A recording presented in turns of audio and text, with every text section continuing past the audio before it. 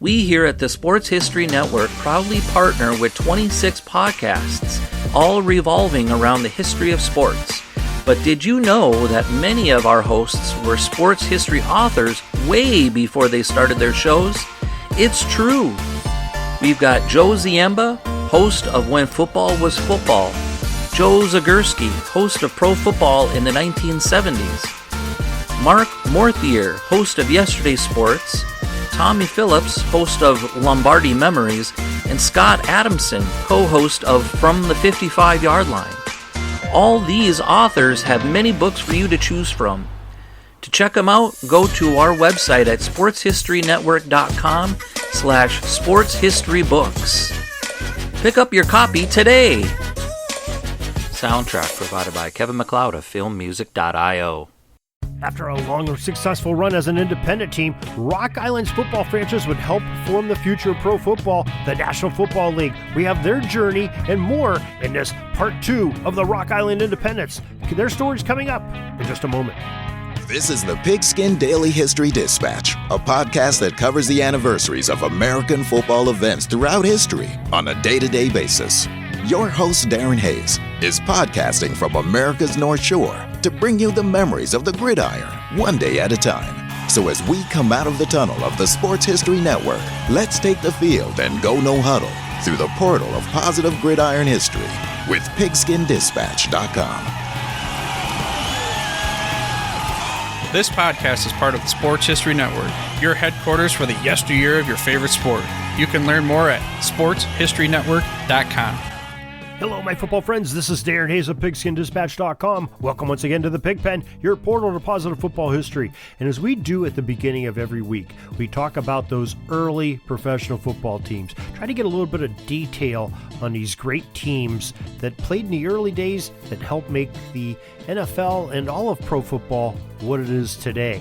And last week we started a segment on the Rock Island Independence. And this week we're going to continue on that same team, the Rock Island Independence, and they're playing in the APFA NFL days. Now, the team was playing some of the top teams in the Midwest and Ohio Valley when we last left off in 1919 and was very competitive. Again, we'll reference that brilliant and well-done website of the rockislandindependence.com where we get so much inspiration and information from. And when we left off in part 1, you remember, the Independents had challenged the Canton Bulldogs, who were considered the top team of the mythical Ohio League, a challenge to play a title game at the season's end of the 1919 campaign.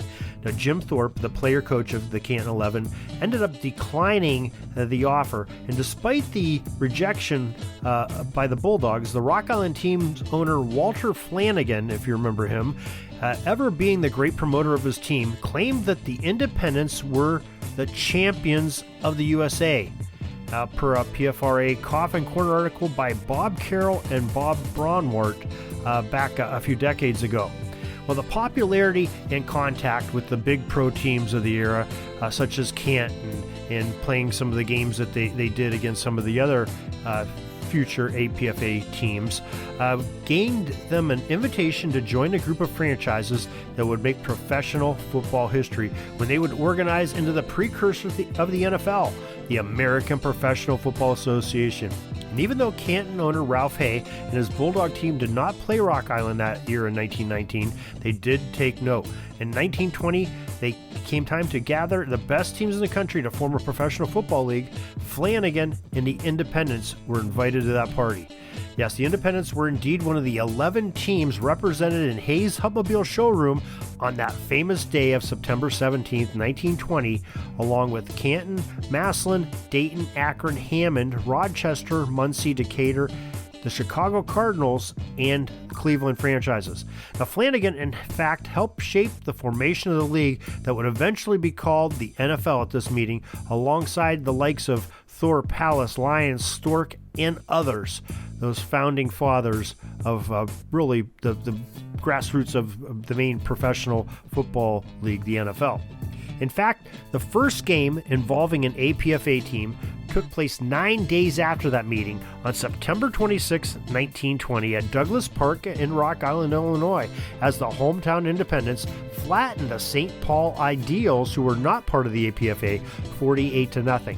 Now, that was the first game that an APFA team was involved in, was that September 26 game. The Independents were that team. And the Independents have that historic mark in history as being the first league team to play under the new banner of the APFA. Well, they also may have a record of something else for APFA teams playing. The public relations of Flanagan and his Rock Island machine were pumping hard to get the fans in the stadium. So they did a little bit of promotional type items between that September 17th meeting and that game on September 26th. Now, the Rock Island Argus newspaper posted an ad on September 18th, 1920, that folks could see the new uniforms in a local store window the day after the new APFA formed in Ohio, with Rock Island being that one of those charter members. So, window display showing what the guys were going to be wearing that season. Now, the team added a future Pro Football Hall of Fame player, coach, and Jimmy Konzelman, who was a player at first, to the roster in 1920 and the 1921 seasons. Now, a week after the Rock Island 11 dispatched St. Paul on October 3rd, 1920, the Independents defeated the Muncie Flyers 45-0 at Douglas Park in the first fully scheduled week of the American Professional Football Association play. Now, there were over 3,100 fans in attendance as Arnie Wyman, the Minnesota Golden Gopher former great, made his debut for the Islanders, scoring 3 touchdowns in that one game in that 45-0 blanking of Muncie. Now, this could have been possibly the first NFL game ever played between two NFL league teams. However, the NFL historical records don't indicate the kickoff time for this game or another APF game that same day that was played between the Dayton Triangles and the Columbus Panhandles in Dayton, Ohio. So it's unclear which game started or finished first. Now, we've talked about this before. We've talked, with Bruce Smith, our friend that has the Dayton Triangles podcast. Now, he seems to believe and wants folks to be, he's in Dayton's corner, wants to say that Dayton Triangles Columbus Panhandles game was first. It started first. Also, Chris Willis, who wrote the great book on the Panhandles and on Joe Carr, who was the leader of that Panhandles team back then, and hails from Columbus, believes that Bruce Smith is right. The Dayton Triangles and Columbus Panhandles in Dayton was the first game. So it's unclear by the historic records, but those are two experts that believe that Dayton and Columbus played first. But I guess people in the Isle of Rock Island want you to believe that it was the Rock Island game was played first that day. But who knows? We'll probably never have an answer on that. Now, despite these two early season shutouts, the Independents finished with a modest 4-2-1 record in league play. They actually posted the same record the next 2 seasons after that as well, losing 5 of their 6 games in the first 3 APFA NFL seasons to George Halas teams. Halas's Decatur Staleys of the 1920 season became the Chicago Staleys in 1921, and then more recognizable Chicago Bears in 1922. So only 6 losses in the first 3 years for the Independents, 5 of them against Halas's teams. Now, the 1921 season had an important storied highlight to it. On October 16th, 1921, we've talked about this before, the Independents were down by a score early in a game with the Chicago Cardinals. Now, the Rock Island, they battled their way back into the lead, the Cardinals, by 14-7 by the end of the second quarter. The comeback was sparked by 2 touchdowns scored by that star they picked up earlier, Jimmy Konzelman. And it's a bit unclear if the plays have been called or designed by the then player coach Frank Coughlin, who started the game as the player coach. However, for some unknown reason, Walter Flanagan, the owner, soon thereafter assigned the team's tackle, Ed Healy, to go in and substitute for Coughlin.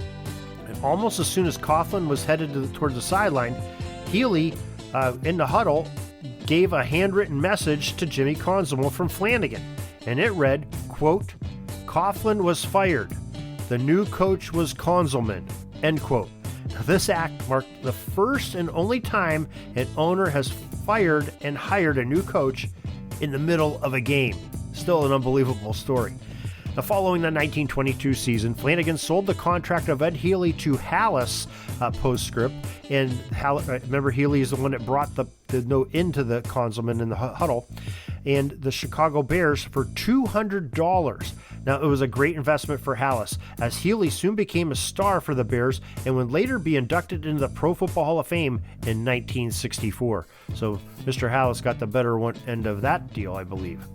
In 1923, Flanagan ended up leaving the team to concentrate on his businesses of real estate and insurance. And Dale Johnson, another local businessman, took over as the team's owner, and the team's backup quarterback, Vince McCarthy, started acting as the manager of the squad. Now, Rock Island went 2-3-3 that season. However, they did not post winning seasons in 1924 or 1925. Well, they did post winning seasons 1924 and 25 with the help of some real rock stars of the game in that era of the gridiron. Jim Thorpe, considered the world's greatest athlete, joined the Independents in 1924, and the team went 5-2-2 in league play. And after the 1925 season, they toured nationally to promote pro football.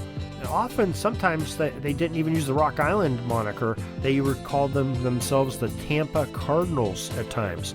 So very interesting there. Now, the franchise made a huge move before the next season, though. After the 1925 season, Johnson moved the team to the fledgling rival American Football League, the first AFL. If you remember, C.C. Pyle and Red Grange, his player, C.C. Pyle was the manager, convinced Johnson that the American Football League, which would feature Red Grange, would outperform the NFL. Now, if you remember, 1925 was that first year that Red Grange made the jump right after Thanksgiving. He played for Illinois, his college. Right before that, played his final game. 4 days later, Halas signed him to the Bears.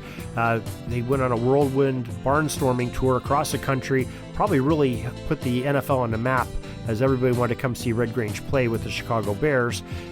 Helped, franchises like the New York Giants, have like 70,000 plus in the stadium at the Polo Grounds, and help save that franchise from having financial difficulty.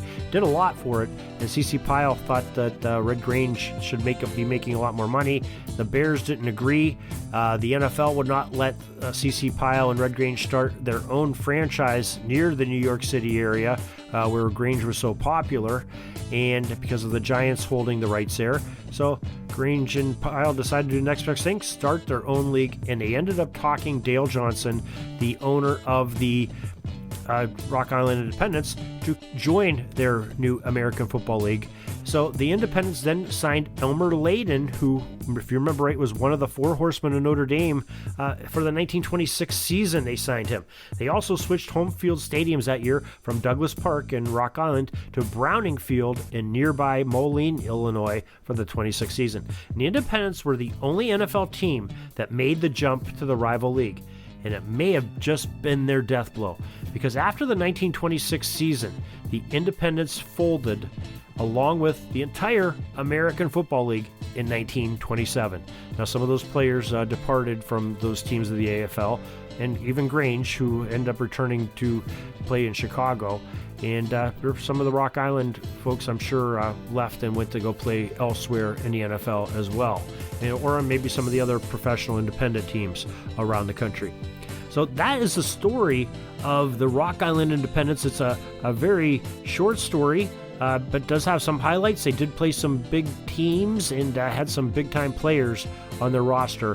Very interesting story, one that helped shape the NFL and all of professional football. So thank you for joining us for this little bit of a history look back in the early 1920s and late teens and the Rock Island Independents.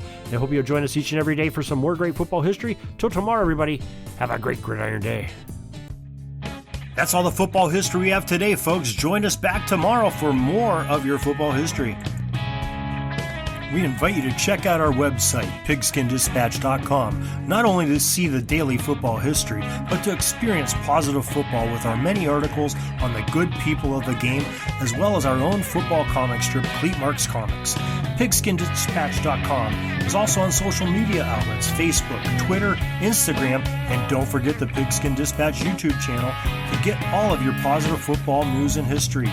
Special thanks to the talents of Mike and Gene Monroe, as well as Jason Neff for letting us use their music during our podcast. This podcast is part of the Sports History Network, your headquarters for the yesteryear of your favorite sport. You can learn more at sportshistorynetwork.com.